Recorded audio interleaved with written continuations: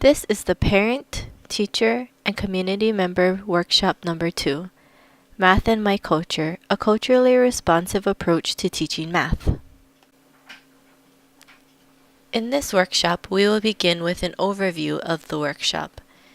We will then do a community building activity as a group. We will then discuss what is culture. Next, we will discuss culture and math. We will then conduct some exploration activities, go on a virtual field trip, and do an application activity to find the math. We will conclude this presentation with a wrap-up. Overview. Welcome to the second session of our workshop series. This session will focus on teaching math through a cultural lens and how this can be helpful for students. The outcomes for this presentation are to 1. Know the basic concepts of culturally responsive teaching. 2. Understand how a culturally responsive approach can be applied to learning math in and outside of the classroom. And 3. Recognize the importance of connecting culture to math.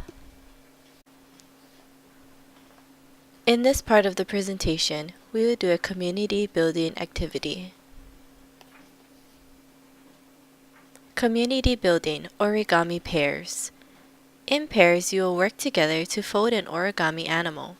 Partners cannot see each other and must communicate to make the origami. Origami is the Japanese art of folding paper. Colorful paper can be folded into various sculptures such as animals, plants, boxes, and containers. In this activity, you will work with someone in the group to create an origami. How to play. 1. Pair off. You will have 10 minutes to complete the following. 2.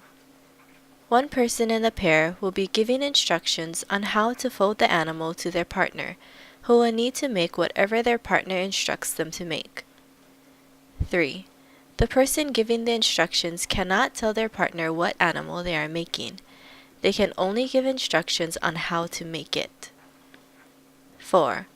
Also, the partners cannot turn to look at each other or to look at what the partner is making. Group discussion. How easy or difficult was this activity? What was the hardest thing about making the cat? What kind of strategies did you use to give instructions? What did you learn about communicating with others? Did you have to use math at all? If so, how? In the next part of our presentation, we will discuss what is culture. Questions to consider. Some questions to ponder before we begin are: what does culture mean? What are some examples of culture? What cultures do I belong to or participate in? What are some examples of how different cultures use math? Take a few minutes to think about these questions and write down your answers. If you are in a group, complete a think, pair, share to ponder and discuss these questions. If you are doing the online workshop, add your answers to the discussion board. Then respond to responses from at least 2 other people. Think, pair, share. Use a think, pair, share to help organize your thoughts for discussion. 1. Write the questions in the first column. 2. Take 2 to 3 minutes to think about your answers. Then write your answers in the second column. 3. Discuss your answers with a partner or small group. Take notes on what was discussed in the third column. 4. Come up with a few key points to share with the whole group and write them in the final column. You could also use the final column to take notes on what other pairs shared during the whole group discussion. Culture is an integrated pattern of human behavior that includes thoughts, communications, languages, practices, beliefs, values, customs, courtesies, rituals, manners of interacting, and roles, relationships, and expected behaviors of a racial, ethnic, religious, or social group, and the ability to transmit the above to succeeding generations. This definition describes all that culture encompasses. Hopefully, it covers many of the definitions that you thought of. Examples from Native Hawaiian culture include: Native Hawaiians spoke different dialects of Hawaiian based on where they lived. If you listen to someone from Ni'ihau speak Hawaiian, their language is different than the Hawaiian used by other speakers of Hawaiian. Native Hawaiians believed in many gods. The four major gods, Ku, Lono, Kane, and Kanaloa, other gods and demigods such as Pele, Kamapua'a, Maui, and family or personal gods called Aumakua, which people believed often took the form of animals, such as sharks or different types of birds. Native Hawaiians practiced the kapu system, which were their laws and codes of conduct. For example, men and women did not eat meals together. You were not allowed to contaminate the fresh water, and there was no fighting or war during the makahiki season. An essential part of this definition of culture to point out is that culture is transmitted to succeeding generations, meaning that it exists among a people over an extended period of time. It is something that is passed on. Something to ponder. Why is the ability of being transmitted an important aspect to what we understand as culture? Culture distinguishes and unites. Culture is often portrayed as the beliefs and/or behaviors people retain despite interaction with other cultures, that distinguish them from others and at the same time offer them a sense of shared meaning. Culture also serves different functions. Defining a culture or defining a people by a culture distinguishes people of different cultures from each other and unites people of the same culture into a shared identity. Culture distinguishes groups of people, whether it be by race, ethnicity, or religion, which are usually what most people think of when distinguishing cultures, but can even distinguish groups of people based on age, gender, school, hobbies, job or career, sports, and so much more. Culture also unites people within the culture together. For example, people may attend annual cultural festivals and competitions where people of that culture share food, art, and entertainment from that culture. Take some time to think more about what different cultures you belong to or participate in. People can belong to several cultures. For example, someone could be a Hawaiian, American, a teenager, a volleyball player, and be part of Spanish Club.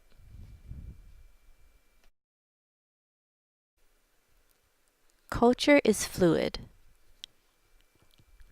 Culture can also be defined as components of belief systems and behaviors that have remained stable, but that indigenous peoples have adapted and adjusted throughout time, both for their survival and because they are, like all humans, groups of people who create and transmit culture.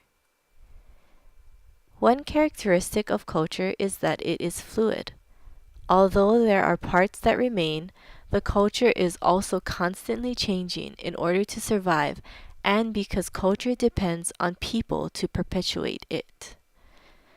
While some things stay the same, all cultures change over time. For example, while the Hawaiians followed the kapu system for centuries, it was abolished after the death of Kamehameha I. Changes in culture depend on the people in the cultural group and how they interact with people from other cultures. If people within a culture do not like a part of their culture, it is less likely that they will embrace and perpetuate it compared to other parts of their culture that they do like. In many cultures, the form of government has shifted tremendously over time, while still keeping some traditional methods. Many countries that were once ruled by monarchies or chiefdoms now have other and or additional forms of governing. In the next part of our presentation, we will discuss culture and math. Culture and math. What does culture have to do with learning math? What cultures come to mind when you think of math? Take a moment to consider.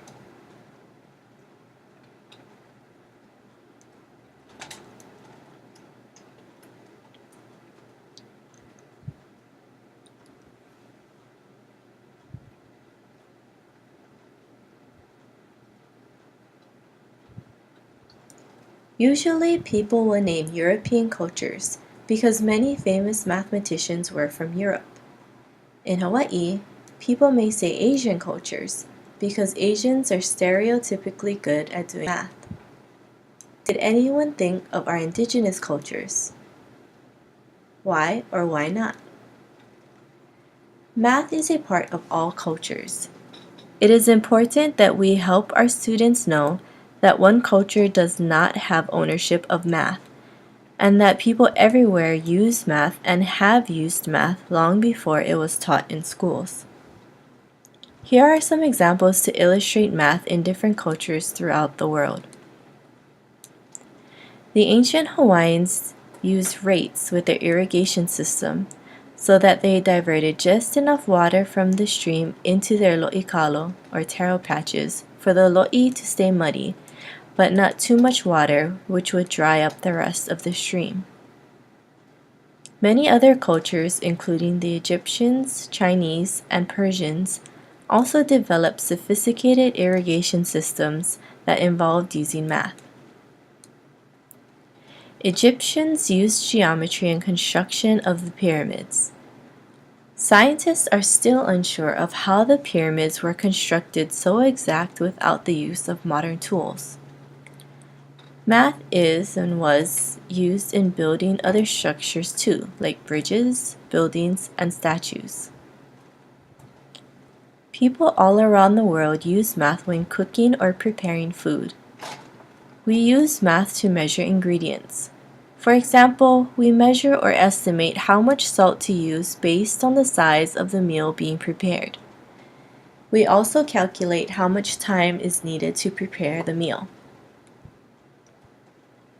Different cultures developed their own numeral systems, such as the Roman numeral system. For our students, understanding that people from their own culture were excellent mathematicians can inspire them to follow in that example. It gives them something to be proud of, that people in their culture with whom they share a cultural identity were intelligent and successful. Optional exploration. Learn about indigenous people in STEM. Visit the following websites to learn more about Native Americans, Hispanic, Hawaiian, and Pacific Islanders who work in STEM fields. Cultural mismatch.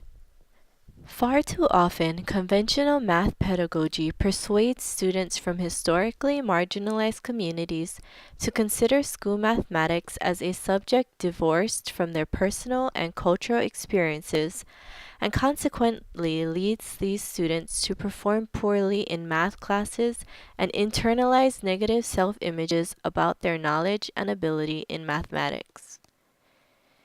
Many minority students develop negative self-images of themselves. They may think they are dumb, stupid, can't do math, etc., because they are learning math in ways and using materials that are made by people from other cultures for people from other cultures. In essence, they are learning abstract concepts in abstract ways. That doesn't mean that the students can't do math, just that there may be ways to teach math that are more culturally sensitive or specific. Share. What were your experiences with learning math in school? If you are in a group, discuss with a partner. If you are doing the online workshop, add your answers to the discussion board. Then respond to responses from at least 2 other people. You do not have to answer all of these questions. They are just suggested to help guide your discussion. Guiding questions. What was a typical math class like? What are some examples of math activities, classwork, and homework? How was math taught to you? What kind of materials and books did you use? What did you like about math class? What did you not like about math class? Did you feel like you were good or bad at math? Why? How have you used the math you learned in school in your daily lives? School experience. Robert Megginson, mathematician. My mother is from the Lakota tribe, and life wasn't always so cheery for an Indian kid in a small rural school. When I was a child, the Indian stereotypes from the Western movies were still very strong. Some teachers and fellow students didn't believe that Indians would need education or that Indians would eventually compete for the top jobs in our society. One year, I ended up in the slow section of the class just because of my Indian background. Students should know that learning is not just the road to a better job, it can also be fun. When taking mathematics courses, and I encourage you to take as much mathematics as you can, you should ask your teachers to tell you interesting things about the material and its history, since this really is exciting stuff. As a final piece of advice, don't ever let anyone tell you that you can't succeed or that you will at most be second rate. I have had that happen to me, and I firmly believe that hard work and determination will pay off in the end, bigger than anyone could ever imagine. Culturally relevant teaching. Culturally relevant teachers know when to introduce relevant examples from their students' backgrounds and experiences to make learning more meaningful. Describe what is happening in this picture. Notice that the students are not sitting in desks, looking at the whiteboard or at a textbook. They are gathered around the teacher who is involving them in some kind of hands-on activity using manipulatives. How does this compare to how you remember math class to be? One of the theoretical frameworks our project works with is culturally relevant teaching. What do you think meaningful means in this quote? The content that is taught is more meaningful when the students can know that there is a direct and practical application to their lives. In other words, they can understand why they are learning something and not just learning because that's what they are supposed to do.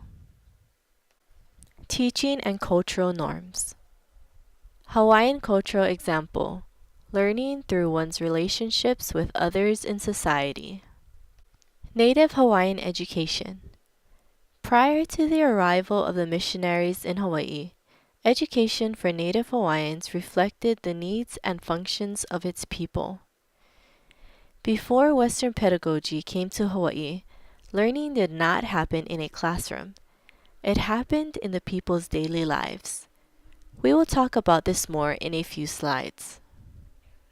Connecting Hawaiian education with Hawaiian values. Hawaiian values were socially and community situated and reflected the individual's relation to others. In Hawaii, as may be the case in many other cultures, cultural values are socially situated, meaning they reflect the individual's relationship to other people in the culture. For examples, please see the next slide. Here are examples of some Hawaiian values.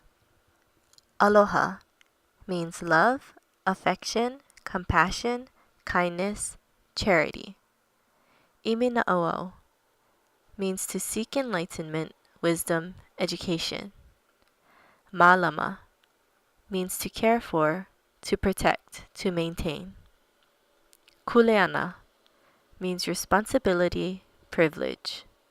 Lokahi means collaboration, cooperation. Laulima means cooperation, group of people working together. Ohana means family. As previously mentioned, Hawaiian values are socially situated. For example, aloha means to love others. Imina'oao is to seek wisdom, wisdom obtained from others who have that wisdom. Malama means to take care of others or of things that belong to the community. Lokahi and laulima mean to work with others. Connecting Hawaiian education with Hawaiian values. Hawaiian students are more groups-oriented as opposed to individualistic. By contrast, the American culture encourages independences, autonomy, and competition. Students in Hawaii today may prefer to work with others as opposed to working alone, because in the Hawaiian culture, collectivism is emphasized over individualism. The cultural values mentioned in the previous slide demonstrate that Hawaiians are oriented to working with others in a community rather than working alone. Continuum of values. This graph distinguishes between collectivism and individualism. People who value collectivism value things like interdependence, having an obligation to others, relying on groups to accomplish a goal, adhering to traditional values, and maintaining traditional practices. While people who value individualism value things like independence, individual rights, self-sufficiency, being true to oneself, and continually improving upon former practices.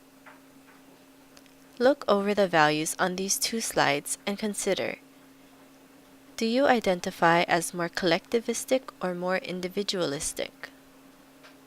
Does your child demonstrate more collectivistic or individualistic tendencies? Do you think people in your culture tend to be more collectivistic or more individualistic?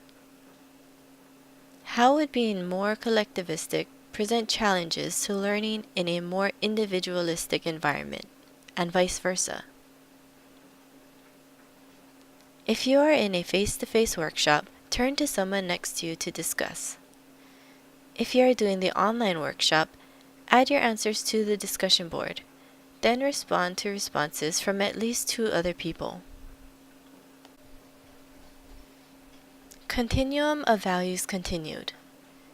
People who are collectivistic value things such as fulfilling roles within groups, group achievement, competition between groups, group or hierarchical decision-making, shame or guilt due to failing a group.